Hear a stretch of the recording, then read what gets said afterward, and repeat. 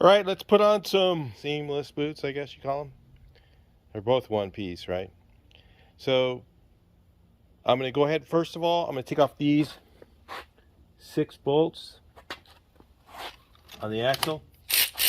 You also need your axle disconnected. So you have to take off the backing plate and the 3 bolts there. Actually, you think you can, yeah, you have to take the backing plate off. You have to take everything you got, like, till this point right here, if you can see that. And then we take these 6 off, so we'll do that real quick.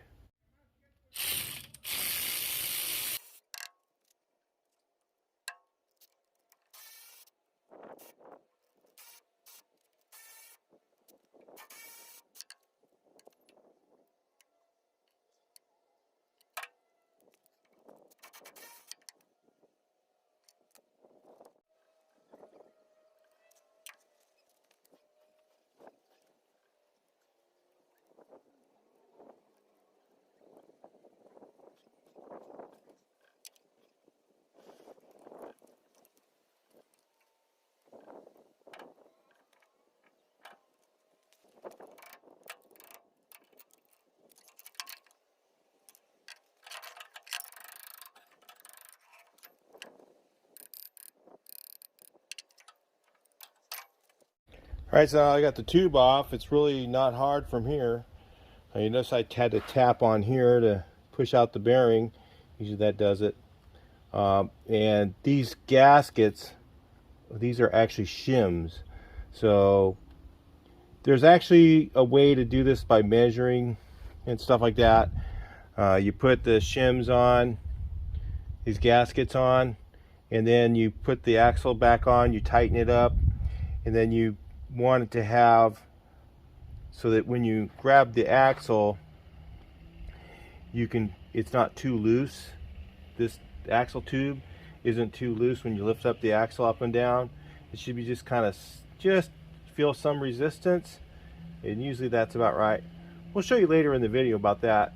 It shouldn't be on the split case transmission. I don't think they had more than just one. On the later models, they had a plastic thing here, and the plastic thing, it needed to have that, you know, the right amount of resistance. It shouldn't be like so tight that you can't move it, and it shouldn't be so loose that it's loose. So that's really the best way to explain it. And I probably won't have that problem with this transmission because the older style that didn't have the plastic on here. So I don't think I don't think I've had a split case transmission part since I was like 17 years old. So we used to just throw them away. That was the old way to do it. We never kept a split case tranny. But I remember my auto shop teacher rebuilding one, and that was the only time that I ever saw one apart, was when I was in high school.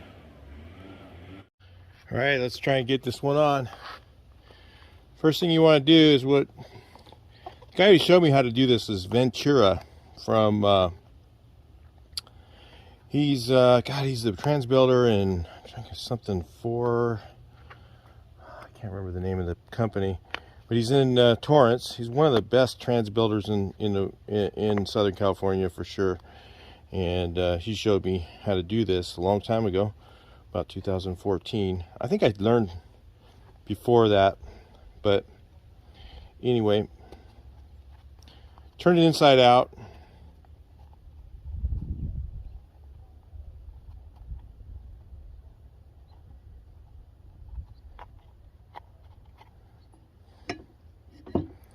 We need some WD-40. Give it a little spray there, so it's got some lube. Just slide right on. All right, and then you take your screwdriver, put it through the hole right here, and it's a whole lot easier in a vise. So let's see if I can try to do it without it, so I can show you guys. Maybe I think I need to put it in the vise. Let me put it in the vise, and we'll bring you back in. Okay, you're gonna swear this will never fit, but he used to do it. When he did one for me before, it took him about 30 seconds to put one on. You just roll it around like that. He even had me do it too.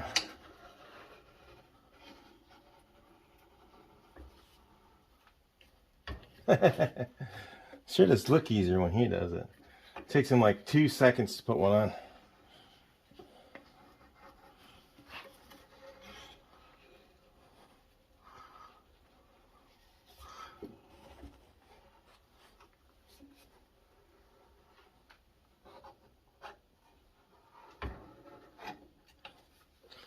A little more leverage.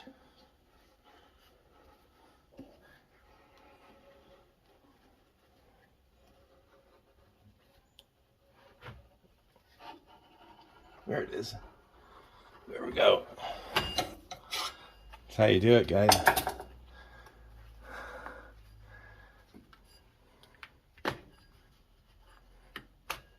And turn it back inside out.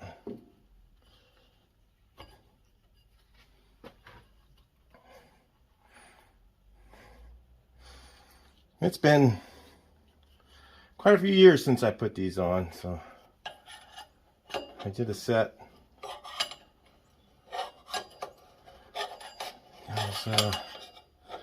Did one of these one myself after he showed me.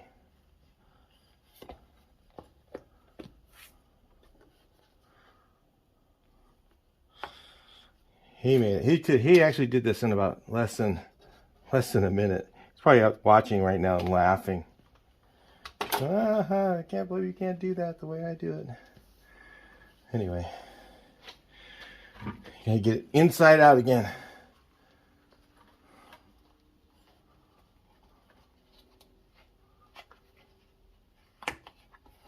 I think maybe if I put the axle up here, it'd be better, wouldn't it?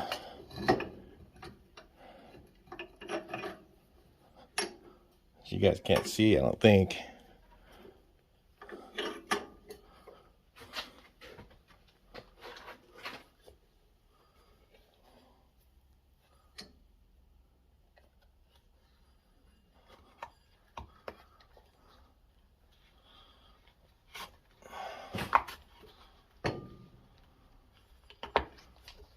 Also, I'm kind of cramped in here with the camera stand and all that, so it makes it a little harder.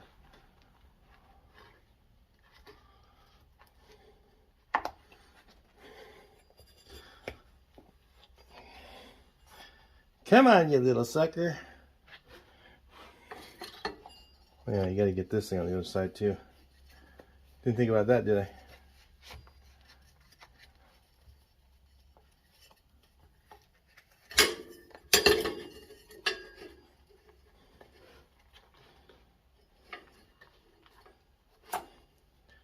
You gotta be careful doing this. You don't want to pinch the inner tube.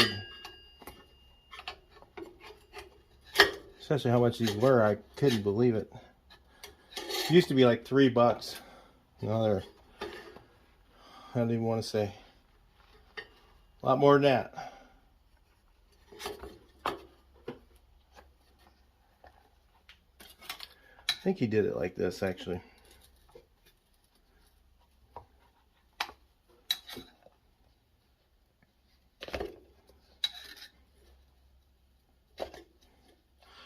Well, I'll figure that out and I'll show you in a second. But I'll get that thing flipped inside out. All you gotta do is turn it inside out now and look, you can see it fits on there really nice. And that's it. Just don't pinch the inner tube. Alright, so I reached in there with a screwdriver, and a dull screwdriver, I don't have one sharp. And then I got this thing to this point and I whipped it around. Now it's like you work this around. This way, I remember him doing it this way. It's hard to get this part done. This part's just as hard as getting it over the other. Oh yeah, you twist the boot.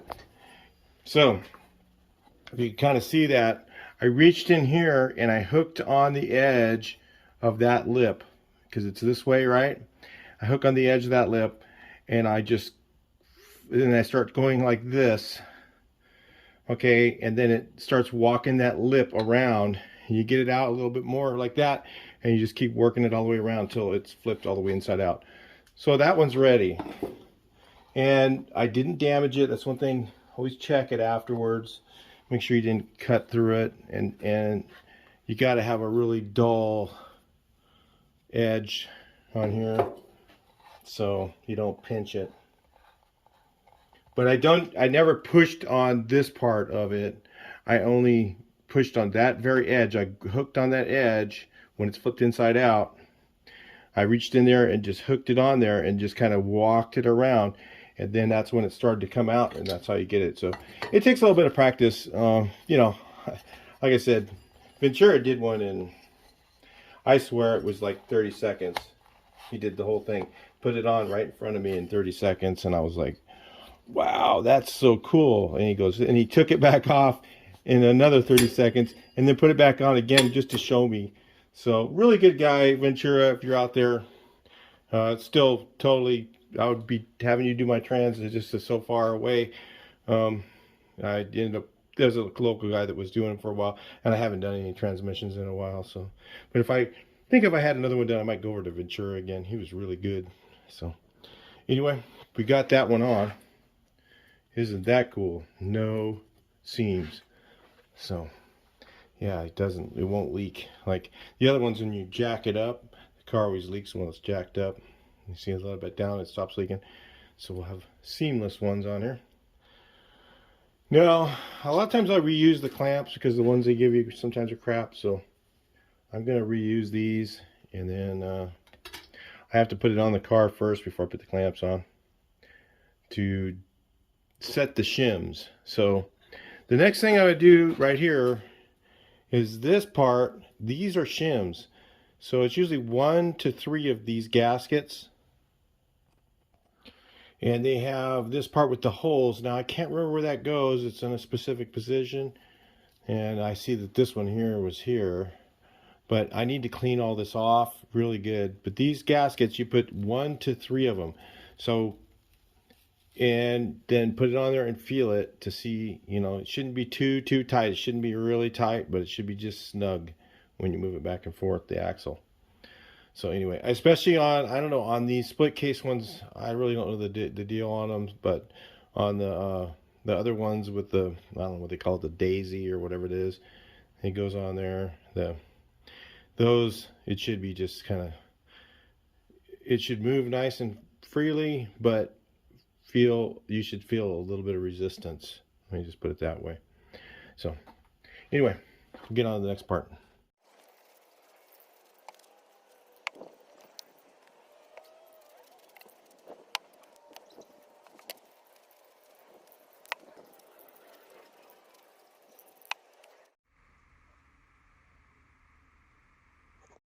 Now real quick, you're going to want to check the surface here and make sure that these ones are super flat, but you'll see sometimes where this thing's been sticking up a little bit. What I do is I'll put it into vise and I'll hammer that back down flat and take a straight edge and put them all. This one here is perfect, so it's not a very good example of that. The other thing you want to do also is go around and make sure you got all the gasket off. See that little tiny bit like right there? Little tiny bits of gasket. Make sure everything's off of there. Super clean and dry. If you don't want things to leak, clean and dry, then it won't leak. And on this one, because these suckers are prone to leaking, see that little bit of gasket right there? Little tiny bit of gasket, no good. Can't have that on there. And you got to get it all off. So anyway, I'll talk to you guys a little bit later in the video. So generally what you do on these is you dry fit it by putting like 2 gaskets on, and it could be 2 or 3 or even 1 gasket depending on what it is. So I bought 3 for each side. Usually it's not more than 3. So I'm going to put on 2, and I'm going to go ahead and put the nuts on and check it, you know, to see how tight it is, and then we'll take a look at it. All right, so I put 2 gaskets on. It was way too much play. I put on 1, and it still has a tiny bit. I think these gaskets are a lot thicker than the original ones that I remember. The ones I remember were like really thin paper. So I don't know. It's just the way it is. So I'm going to go with 1 gasket, and it does have a little bit of play. The most important thing is that it's not too tight. If it's so tight that the axle doesn't want to move, that's probably going to be a problem. I don't know what too loose is. going to help or make it worse or whatever. Really, like I said, we used to do it the right way because we had all the right stuff. Now we just do whatever we can do, I guess. So I'm going to put one gasket in, and then what I'm going to do with mine is I'm definitely going to real quick pull this apart again, and I'm going to put silicone on mine. You know, that's up to you. If that plate leaks, they leak a lot, so I'm just going to put silicone on there and go with that too, because I just don't want to have a leak. So I'm going to coat both sides of the gasket with silicone. Clean and dry is usually okay, but I'm going to go with the silicone myself. Talk to you guys a little bit later, and then we'll check it out. Remember, always refer to your manual, you guys. Don't just look at my video and go, hey, I'm going to do it the same way he does it. Always refer to that. Always look at that, and have your Bentley ready to check everything with, because there might be something I miss, or you know, I might do something the wrong way. But anyway, I think that these go on top. That's what I remember, and that's what I'm going to just go with that.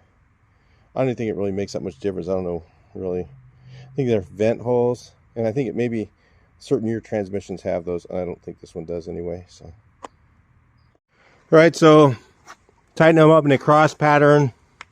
Don't just tighten them all the way around like that. No, one there, there, because this thing can warp and then it'll leak. These things are prone to leaking right here. So anyway, this thing, don't forget to put this on. This is your spacer. It has a tapered end that goes in. And then the bearing goes on here, and the rain's going to about tear me up here in a second. So I wanted to get this together, and it's been threatening me all this time, but I haven't been able to. Well, just been just enough rain to keep me from stopping, but I can see a big cloud coming. So that's it for that, and then the rest is just you put on your brake seal the same way you normally do. But I'm just going to end this on this note so that you know how to put on that boot if you want to do one of those. Everything else, I think most people know how to do the axle seal, and that's not really part of it. I'm just talking about just doing that thing. So that's how it has to be done. And you know what? These things are so much nicer than, I think they last a lot longer. Like I said, if you have your transmission out of your car, you can put these on in the car, but you really need the engine out. There really isn't enough space in there to take off all those things. It can be done, but it is a bitch to do, and you'll probably end up with leaks, because if that's not clean and dry, like I was saying, and it's really hard to do that when it's in the car, and hard to get all the gasket off there. It's just a really tight area when that's in there. It is possible. If I recall correctly, you can't take those big bolts off, but I remember just stretching the mounts up by raising the jack, putting the jack under there and kind of stretching the mounts a little bit, and doing one in the car. I've done an axle tube in the car, and it was not fun. I remember doing it many years ago. I had a bent axle tube.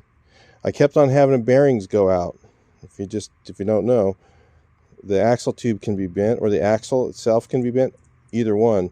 And it has the bearing walked a little bit crooked, and your axle bearings keep going out. If you have a bad bent axle, or if you have a bent tube, you'll have issues with your bearings just keep going out. If they do, then you have to just replace them both. So anyway, all right, I'll talk to you in the next video, and we'll continue on with this build if you guys are watching that part.